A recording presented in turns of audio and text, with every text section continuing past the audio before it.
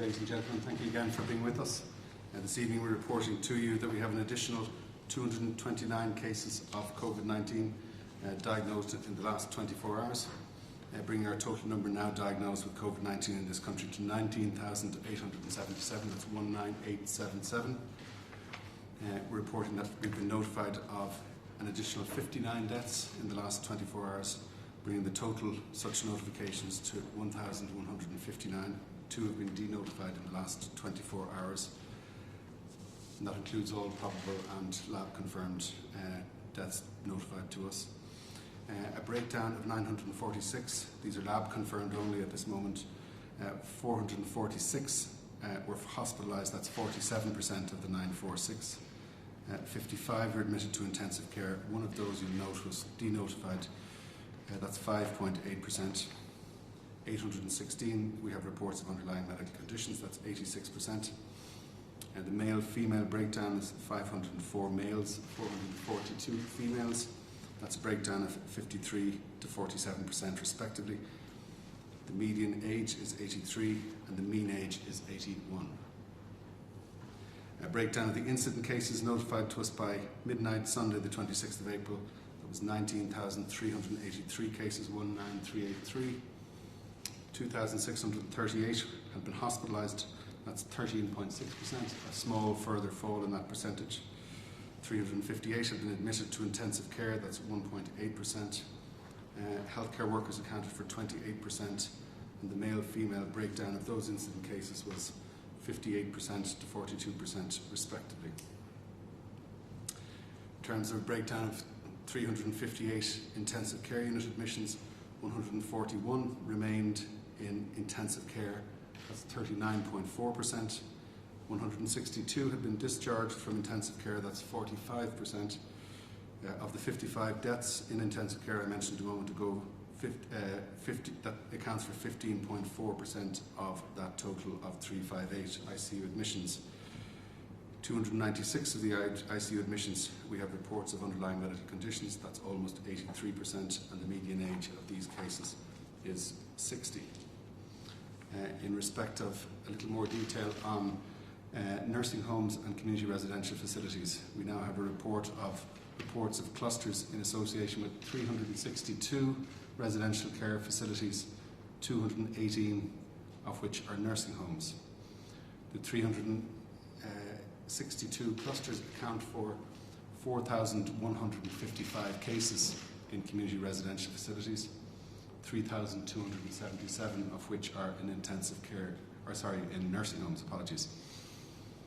In terms of hospitalisation of those cases, 335 residents of community residential facilities, or 8.1% of the 4155, have been admitted to hospital, and 225 or 6.9% of the 3277 cases arising in nursing homes have been admitted to hospital. In terms of deaths, among those we have reports in community residential facilities of 530 laboratory confirmed out of a total of 680 in community residential facilities. That 680 accounts for just under 59% of all deaths that I reported have been notified to us thus far, the 1159 number I gave you at the start. In respect of nursing homes, we have 445 laboratory confirmed deaths from a total of 579, which is exactly 50%, that 579, 50% of the 1159 number that I reported at the beginning. In terms of place of death for those residents of community residential facilities and nursing homes that have died, 116 have died in a hospital environment among those laboratory confirmed ones out of a total of 122. So 122 of the 680 deaths have taken place in hospital environments, that's just under 18%.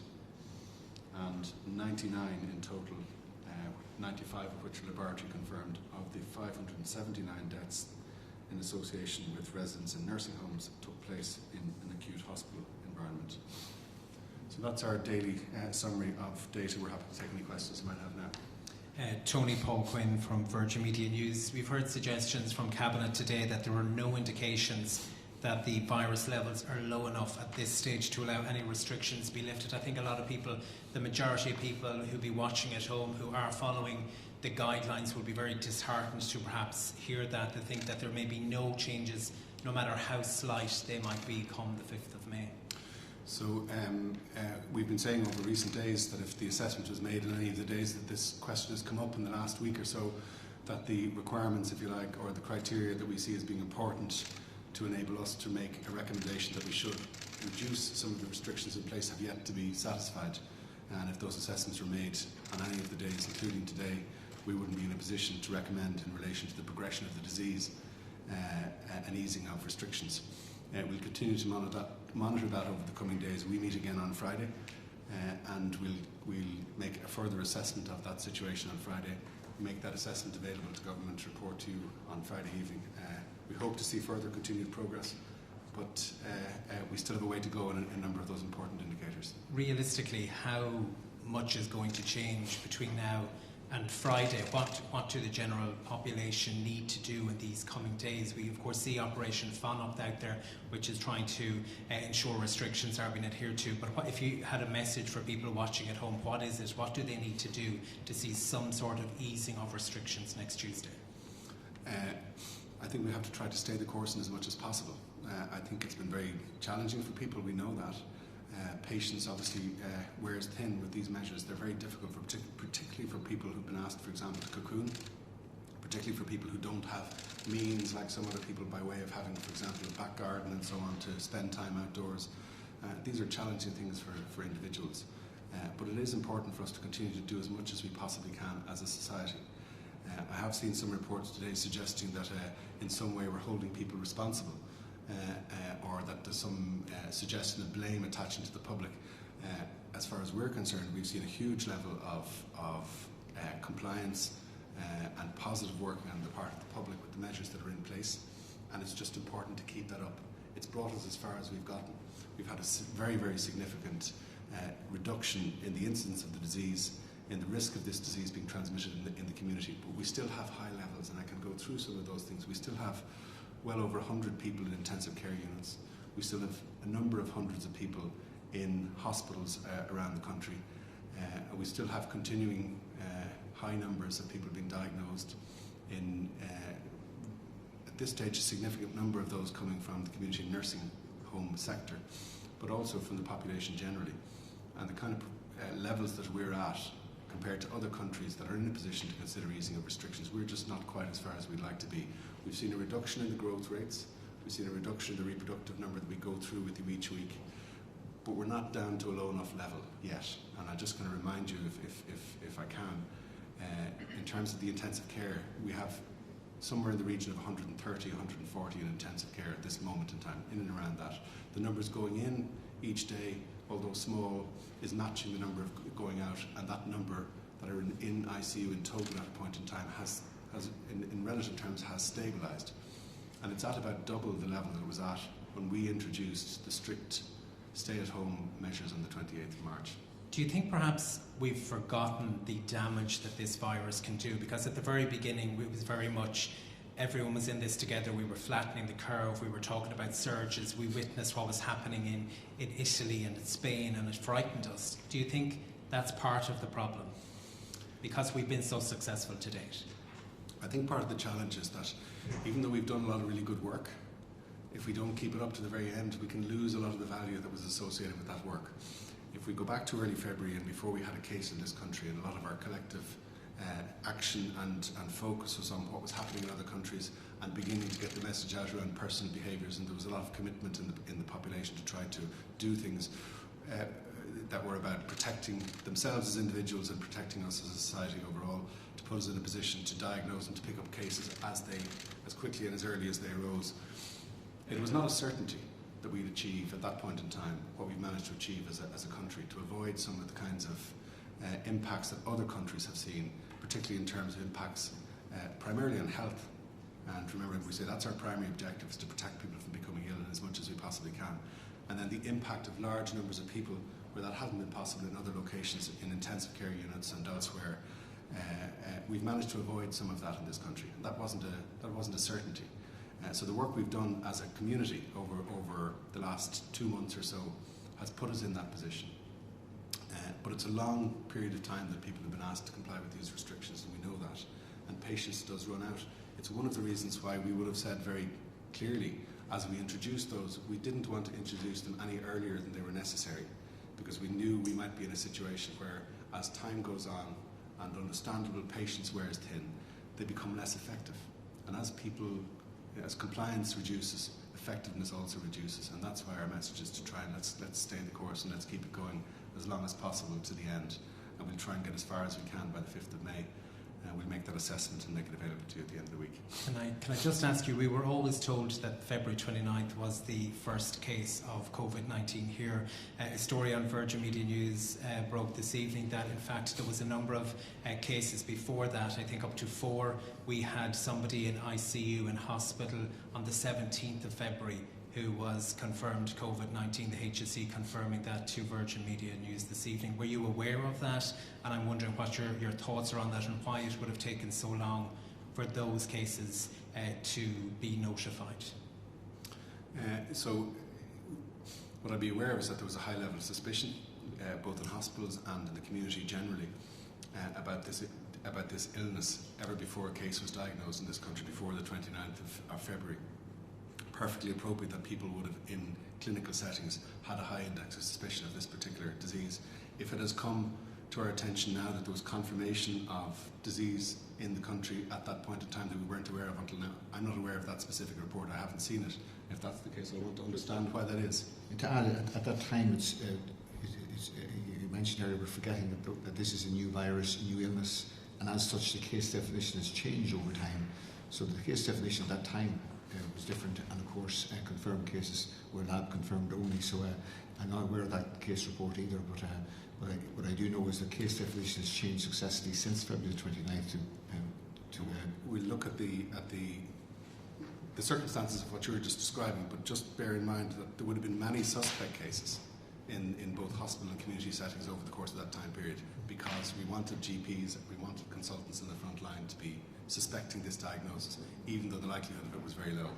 Even if it's the case that a case arose that was confirmed during that time period, it's very clear from all the epidemiological data that we have that this as an illness in this country didn't really begin to challenge us until it began to take off in the days in March that we've already documented. Owen?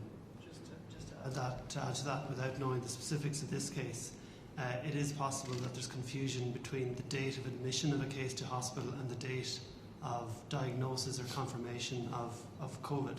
So someone could well have been admitted to hospital prior to the 29th of February, but only at a point later than that have been tested and confirmed as having COVID. So when you look back, yes, that person was in hospital prior to the 29th, but either got COVID whilst in hospital or was only swabbed at a point later than the 29th. I don't know the details, but that is something that may be contributing to this. Thanks, Paul. Robert Hanrahan, Joe.ie. Can I ask about the turnaround for test times? Professor Paul Moyne of Maynooth University was speaking to us earlier today, and he said that if there's no point in having 100,000 tests per week, if the speed turnaround of it is 5 to 7 days, it loses all its effectiveness. Do we know how long the turnaround time is for tests at the moment? I can answer that latter question. I'll come to Killian. The question about the effectiveness wouldn't be true necessarily on the basis of what you've just said. But I'll let Killian answer that part, and I'll come back on the other part in a moment. Thanks, John. So I suppose just to update on where we are with testing, since midnight of last week, on Monday last week till last night, we've done 41,470 tests, bringing the total number of tests since the start to 153,054. Of the 41,470 tests from the last week, 5,335 of those tests yielded positive results for a positivity rate of 12.9%. Our current laboratory capacity is just over 60,000, and we have additional laboratory capacity coming on stream at the National Virus Reference Laboratory and at ENFR towards the end of this week, so that should bring us up to a capacity of over 70,000 next week. From a referral perspective, we see about 4,000 referrals coming through from the community centres at this point in time. So from a turnaround time, there's no challenge with capacity, so the majority of results, obviously it still takes time for samples to come from sampling hubs to the lab and to be tested, but the majority of those are being turned around within 24 to 48 hours. And the capacity will be at 70,000 by next week, not the 100,000 previously mentioned. So no, it won't go at 100,000 next week, but we'll get to 100,000 probably the week of the 18th of May, my understanding. Okay. Can I just follow up as well on my query from yesterday? So the exact numbers of cases of COVID-19 in direct provision. Have we got numbers to hand for that? Let me just check that. And then just while we're checking that, can I just ask about the outbreak in the Carrick Direct Provision Centre? It's been well documented, over 20 cases. Speaking to residents of them today, and also Massey, the migrant advocacy group, they've told us that a number of them were moved from different centres in Dublin 4 weeks ago, but weren't tested prior to that. And the Department of Justice, in a statement to ourselves, has even also said any queries relating to the testing of any person for COVID-19 is a matter for the HSE. So can I ask why direct provision residents weren't tested before they were sent to be in a communal centre together from a number of different centres? I'll talk to you offline about that. I'm not aware of that particular case, so I can discuss with you offline if you want. Okay, thank you. That number now in a minute. I just don't have it here with me, but we'll get it a bit. Perfect, thank you. Hi, Tony. Shane Beattie from News Talk. Just on a point of clarity, the press release says 299 new confirmed cases. I think you gave a different number. It's 229. Okay, so just the number of confirmed cases today is 229, yes. Okay, 229. That's great. Just to clarify that, that's great. Killian, can I ask you about the case definition for testing? Because there's some confusion today over who qualifies for that. So who now can get a test that couldn't get a test as of yesterday because of the change in algorithm? So what we're focusing on this week is priority groups. So that would obviously, healthcare workers have always been a part of that.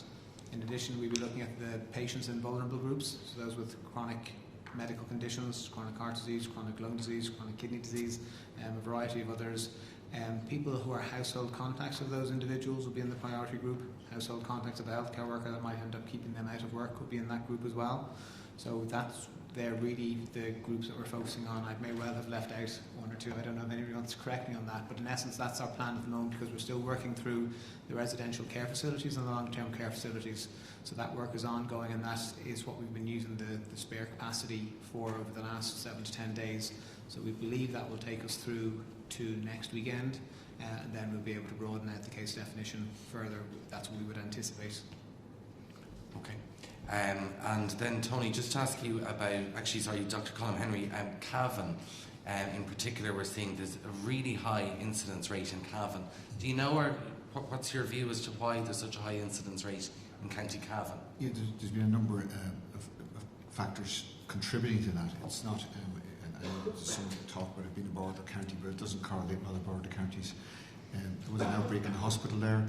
There's an outbreak in some residential care facilities there and some congregated settings. So there's certain outbreaks there that led to much bigger numbers and a bigger impact on what is a smaller populated county. It doesn't appear to be directly related to the fact that it's a border county. And do you have any concerns that the healthcare services in Cavan weren't prepared for this outbreak? Well, certainly the biggest challenge to date was in the hospital, which is under the governance of the RCSI group, who had a robust early response in terms of their public health intervention and in terms of the protection of patients and staff. But like any outbreak in a healthcare setting, it was very challenging and presented huge risks to patients and staff. So based on my engagement with them and my understanding from their actions, they had a very robust and early intervention to that most series of outbreaks, which was in the Cavan 1 engine and the hospital in Cavan Town. Dr. Holm, do you want to add to that, just particularly about County Cavan, because it's what a lot of people are discussing, is why is the rate so high in Cavan? As Dr. Henry has said, there are some variations in terms of the number, the challenge that existed in the hospital and the numbers of cases that might have arisen from that. Ultimately, these are what we say in epidemiology. These are crude rates, so it's just the number of cases per 1,000 of population, and comparisons between those always have to be taken with great caution. You'll see apparent variations that might not be real variations in terms of the risk of disease. You'd have to take into account whether there were variations in the level of testing in those populations and so on, and whether any other variations arose. You'd expect to see over the course of an illness like this that clusters, And this is an illness that is one of the features that was described very early on, ever before it came to this part of the world, that you had pockets of infection where you had high rates of infection within regions. That's something we know about it. And so this particular pattern may well be explained by that. But it's something that we'll continue to look at as to whether we see significant or important enough regional variations in this that suggest there needs to be some form of a regionalised response that's different. We've considered that on an ongoing basis. We don't think that there has been any, let's say, indication or circumstance yet that would justify such an approach. And just finally from me, we hear about some tensions at cabinet level over lifting of restrictions from leaks that have come out about various different ministers either wanting restrictions lifted or not wanting them those restrictions lifted. What's your view, the idea that ministers are sort of debating restrictions lifted when they don't have the latest advice from you or from NPHET? So on an ongoing basis we make our advice available, and government gives consideration to that advice. It's approved and forms the basis of whatever announcements are made subsequently. That's exactly what we'll continue to do. I understand that as part of any discourse around this and the preparations, and I imagine it'll be no different at Cabinet, that there will be a range of views, a range of opinions that have to be played in, because there are a range of considerations that will have to apply to any measures that get taken. So we'll provide public health advice, but there will be other factors and other circumstances that need to be taken into account to enable the country to decide what needs to happen. That's the role of government. Hi guys, Paul Osford from the Irish Examiner. Just to follow up on what Shane was saying in terms of that division at Cabinet, there's now a growing kind of, I suppose, not a massive amount of support or a massive outcry for the ending of restrictions, but it's definitely something that is there. As a group in NPHET and as individuals personally, how much are you aware of that, and how much does it feed into your decision-making process? We're very aware of it. I mean, and we've said all along that it weighs heavily on us. We understand the nature of the restrictions that we're asking society to put in place. We would have said that all the way along as we ask people to take some of these very strong measures. Asking people over the age of 70 in all circumstances to stay at home for the length of time that they've had, I'm just choosing that as one example, is a really difficult measure. We understand how difficult that is for people. People being out of work and people losing their jobs, we understand all of these. And so all of these things are part of our consideration as we make these recommendations. We don't make them lightly, but our primary obligation is to make assessments in relation to the disease, the factors that are facilitating its spread, the impact that spread is having on the health of the public, on the operation of the healthcare system, and to advise on the measures that we think are necessary in order to interrupt that transmission in the community. They are very, very substantial measures that have been asked of the population, and as we've said all along, their effectiveness depends on the understanding of the buy-in and the compliance of the public. And we've seen very, very significant action on the part of society to get us to the position that we're in at the moment, which is a huge improvement in terms of the risk of infection from where we may have been. But we're saying we need to get a little further in terms of the impact of this virus on the numbers, for example, in hospital intensive care, the challenge that we still have in nursing homes, and we still have a continuing number of deaths, unfortunately, in association with this virus. So we have a further way to go. But we're very sensitive to an understanding of, and that's why, as I said earlier on, we didn't ask for these measures to be implemented any earlier than we believed they were necessary. We could have come along at the beginning of February and made these kinds of recommendations, to put in the restrictions that are in place. We didn't do that because it would have a disproportionate effect or a disproportionate impact given the risks that arose at the time. So we understand absolutely how those concerns arise, and they arise right across society. It's not just at the government level. For individuals, for families, for communities, and for society generally. We know this is tough.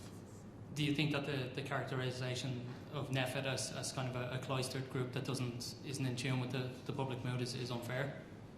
I think, look, we have a clear job to do. We understand what the job we have to do is, and we'll continue to do it to the best of our ability. We'll make our advice available, and I'm not going to get into what our role is. A couple of the measures, or a couple of the kind of industries mentioned that at Cabinet today were garden centres, DIY shops, golf and tennis. Is there any specific advice to be made from NPHET on those things, or do you guys speak in more general terms when you speak to government? So the kinds of things that we take into account, as I've said before, are things that we think will increase the risk or decrease the risk of transmission of the virus.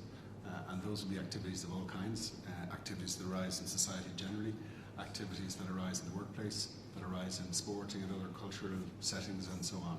So we take a risk-based approach as opposed to looking at individual sectors and so on in the way in which we would formulate our advice.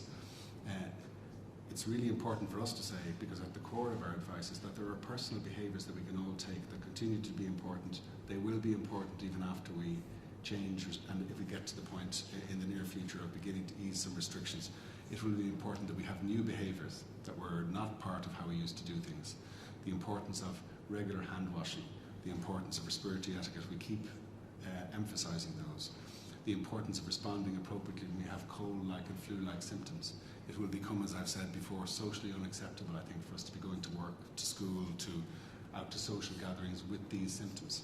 And that has to be the message, almost like passive smoking or smoking would be now in company. It's something we don't do anymore. So we'll have to get used to a new normal in terms of behaviour. It's almost irrespective of where we're at a point in time, with the education system, with retail, with the workplace, whatever progress we can make in opening those up over whatever period of time, these behaviours will still be central to how well we'll be able to limit the spread of this infection. Thanks. Michelle Hennessy from the Journal.ie. Just a follow-up on the direct provision question from earlier. Obviously, at the moment, there are arrangements if somebody in direct provision has COVID-19 that they can self-isolate. But in a general sense, for people who are living in direct provision, the current arrangements with up to 3 people sharing a bedroom, are you satisfied that people can adequately physically distance? Are you satisfied with those arrangements? So it's like if you're sharing accommodation, if you're sharing sleeping quarters with other people who are not part of your family, it's not possible to physically distance, if that's what you're asking me. So you wouldn't be satisfied that that's appropriate? So what we want to do is to have people who in a position to physically distance from one another, and whatever the circumstances, whatever the institutions, to be in a position to be able to do that. Okay. On a different note, there was a lot of discussion today about whether people can or should be out swimming or doing water activities in general. The RNLI and the Coast Guard have asked people not to, more from their point of view, because they don't want to have to send volunteers out. Is this something people should be doing under the restrictions? Are they allowed? So it's not a question of allow. We've made clear recommendations to people, and these recommendations isn't going to get into every single detail, every single activity and every single facet of life. It's important that organisations, individuals, families and communities take responsibility, if you like, in terms of understanding what that might mean for them, for individual sectors. We've been very clear in the kinds of circumstances we think provide appropriate exceptions to the stay-at-home message that's at the core of our current recommendations. We're advising people to stay at home, except in very limited circumstances. Just one last one from you, a follow-up on what Paul was talking about earlier of there may be being suspected cases earlier on than we would have thought. There have been sort of anecdotal reports from people saying that, back in January I had a very bad illness and the symptoms seemed very similar to COVID-19. And other countries, researchers are doing work looking back at, whether it might have been in the country earlier than that. Are we doing any kind of similar work? Does that fit into any of the modelling work that we're doing? It doesn't, on the modelling work, it doesn't particularly. We don't believe we had infection in this country before then. We certainly had suspect cases in this country during the time periods that Paul was asking about in February, and that was perfectly appropriate. Our clinicians in this country were switched on to this possibility. We would have been emphasising this on a continuing basis. There were clear guidelines out in relation to case definitions that operated both in primary care and in hospitals that were about raising the level of suspicion. And so, if I can put it in a clinical sense, in a hospital environment, we were saying to clinicians, if you have a person with a severe respiratory illness and you don't have an obvious alternative explanation, think about this as the possible diagnosis. And people would have been tested during that time period, and we haven't had notification to us through the HPSC of a confirmed case prior to the 29th of February. And the symptoms that you're talking about that people are referring to as occurring in January, just to remind you that these are common symptoms shared with a lot of other illnesses. We still had flu in the country at that time. There are shared aspects of this, although there are differences between the two. And so that may well be the situation. These are, as I say, relatively common symptoms. first laboratory confirmation that we have. Sorry. Just to confirm it, HPSC had no confirmed cases before February 29th, and it is important to differentiate the date of admission from the date of diagnosis, because people may have been admitted before February 29th and subsequently diagnosed, but our own reporting agency, surveillance, had no reported cases before then. Thank you.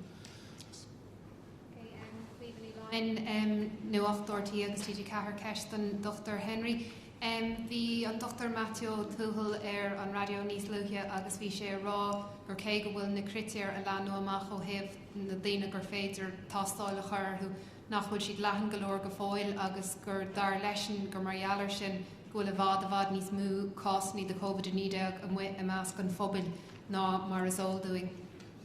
Well, mar is am dinne tá tuirsbe ceanna mélatá an vírus is gar úirtáginine agus bí an san víniu I garú seachtaí a chéile agus an san víniu tágin níis ní hodané sin agus an sanniu I agin ag tús an galar seo ag dearmí feara. So ahriatá idir láha agin níis gan áhas be tastal sa breist dí dáhar agus be mid an sprochatá agin ná 2,000 mar dús me ceanna na an le a chorgríg fri cheadú bí na bhatainna. So sin agus béan san víniu ag leathnú amach níos faide an dréir mar an gallery garú. So an sprochatá agin na srínta phobli a stílú sa dóis go méid ábalta a hiú daoine sa bhreise aimsú sin galar le san víniu atá níos leathnú ná san víniu atá agin inis. Just a quick general question as well. This was touched upon yesterday, but there's been a lot of reports in many international media today about increased cases of Kawasaki disease in children. And also the Washington Post carried a very strong piece a couple of days ago about unusual patterns of strokes. Now, I know it's too early scientifically to say has any research been done into this, but are the HSC hearing any reports of unusual patterns of these kind of conditions? Sorry. There was an alert put out through the early warning system of the WHO today in relation to that arising from those case reports in the UK. So that's about switching on, if you like, the level of suspicion to that possibility in our clinical community here, particularly the paediatric community, although we have no reports of that in this country. So there has been an alert raised about that globally. No, and particularly in case of thrombosis and stroke may play into that. There is an increased awareness, certainly reports come from other countries, of increased prevalence of thrombosis or thrombosis-related cases, so we're on alert for that in our system, absolutely. But there's no cases in Ireland yet, such not reported as yet, but there's an alert gone out. So the specific alert that went out today from the WHO is in relation to Kawasaki-like syndromes in children arising from those experiences in the UK. Okay. Hello.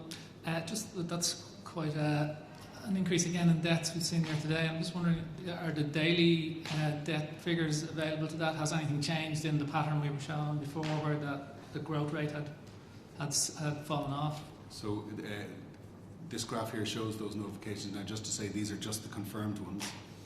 So it doesn't include. There are 14 non-confirmed. You'll see that the greatest total on a given day was on the 26th, which was the day before yesterday, and there was 19. What I also have to show you then is this graph here, which in fact does include the probables. This particular one here shows you what the shape of that curve looks like overall, with all of the deaths plotted according to the date in which they occurred.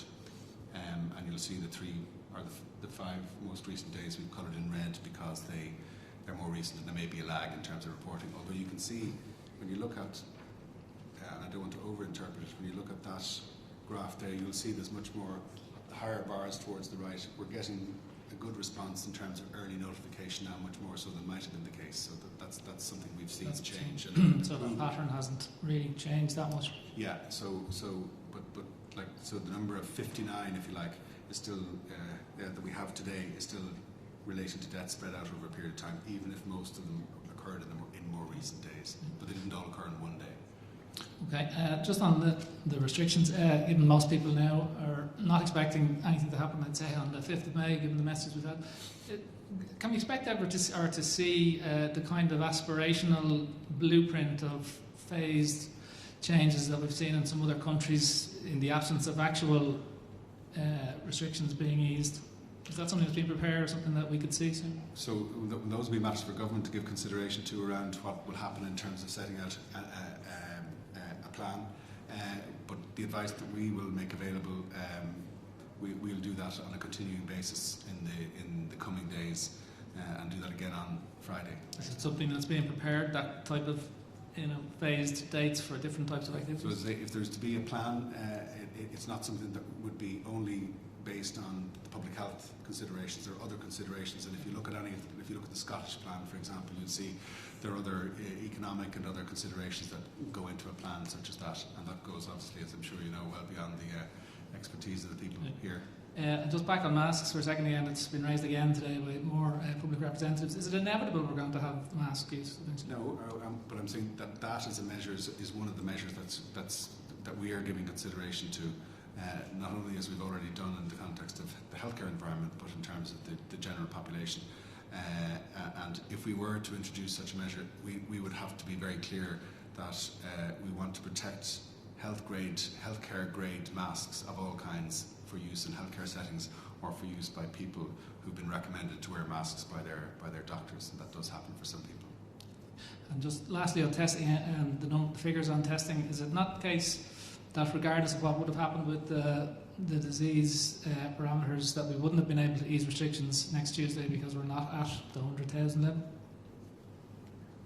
I suppose it does feed in. Of course, if we get to a position where we're able to lift restrictions, we do need to be able to actively test, isolate and contact trace those individuals, and you will see a broadening of testing over the coming weeks, and what we will move to doing is testing asymptomatic contacts, probably of confirmed cases, which is something we haven't done to date, but as we learn more about the asymptomatic transmission of the virus, it's something that we need to consider. So it certainly feeds into our decision making, but ultimately the parameters that Dr. Houlihan discussed earlier really would be the primary consideration at this point.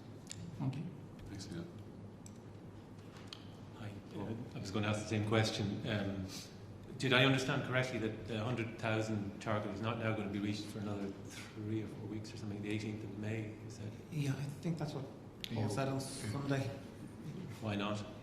Well, if I can answer that, Paul, it's a considerable exercise to expand the testing centres, to get the personnel in there who will be redeployed from other services, to expand out the lab facilities, reagent, and also to look at the turnaround time. So we're in the HSE. That plan has been put together, it's been agreed, certainly with the HSE board and other people. It's a realistic plan that we can put that will incrementally increase our testing capacity from what it is now to 15,000 per day in the week beginning May 19th. So what are the pinch points?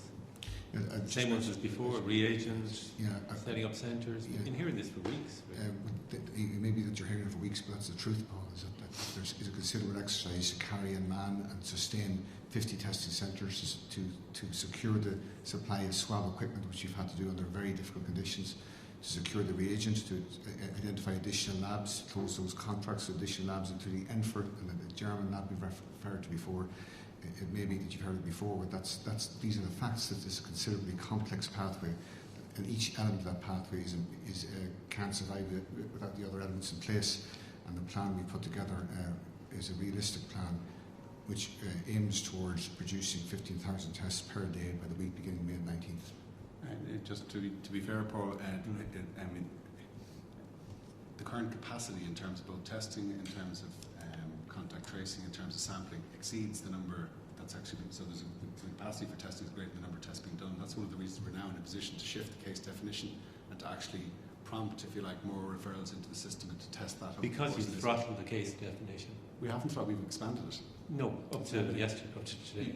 It's been targeted. It's been throttled for 3 weeks. It's been targeted because we want to ensure that we have testing focused on those who have the greatest likelihood of having the disease. We now want to expand it, and we want to expand it further in the way that Killian outlined earlier on. And we think that we have the testing capacity in place to deal with the expansion. We'll know that over the course of the next number of days. Today is the first day in which our GPs have begun to work with that expanded case definition, and over the course of the week we'll be able to give it a sense of the numbers of people who have been referred as a result of that. We'll make it available to you almost as early as it is available to us. That'll tell us what the experience actually is.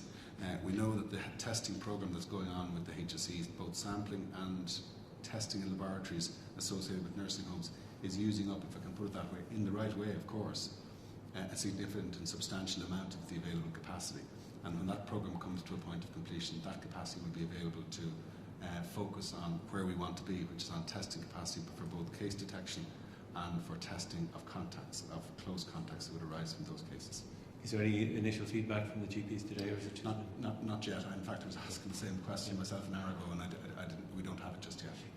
And contact tracing, then where are we at that on our ability to? Are we still only using a fraction of the people we've trained? And again, are we waiting for the channel to be opened further up with the testing before we fully gear up on contact tracing? You're looking at me. I'm going to refer to Colin on that one. Well, over 1,800 people have been trained. We're currently able. 1,800. Have been trained. We're currently able to deal with the demand coming through. We have also focusing the public. The people who are trained, the clinicians are trained, are freeing up our public health specialists to work within the more complex outbreaks, namely nursing homes and long-term residential care settings. So within this entire pathway, which is testing through to contact tracing, we're confident we're able to deal with the throughput that comes through and the positivity rate that may come through from the tests, as we're seeing them come through now, and as they come through from the long-term residential care settings where we started that increased exercise of testing asymptomatic individuals. So our contact tracing exercise is currently able to deal with demand and will be in line with the testing demand as it increases upwards towards that target of 15,000 per day by the week beginning May 19th. And Killian, you mentioned the turnaround time being 24 to 48 hours. Just to clarify, what period, what's the start and finish of those measures that you're saying? Is that from the point when a test is asked for to the point of delivery of result? No, so I think there will be a couple of different sort of key performance indicators. Yeah, so I think it will be 3 to 4 days for the whole process at this point. But I don't know if Colin will speak to. There are planned interventions and innovations, if you like, in that pathway. Yes, it's also the pathway which are planned towards May the 18th, which is increasing incrementally up to then a week earlier, will be increasing to 12,000. But it includes plans to shorten that turnaround time, and that includes automated referral and even potential self-referral and automated conveyance of the results through from the labs right through to the contact tracing process. So it's not just about numbers, it's about the turnaround time, which needs to be as quick as possible in order to trigger those crucial public health actions which stem the growth of the virus. And shorten it to what? Well, our aim is that we will clearly 24, 48 hours is ideal target. That's achieved currently in those acute hospital tests. In the community, it's more taxing, so the pathway we have designed is curtailing that down, so we're aiming for 3 to 4 days for the great majority of tests.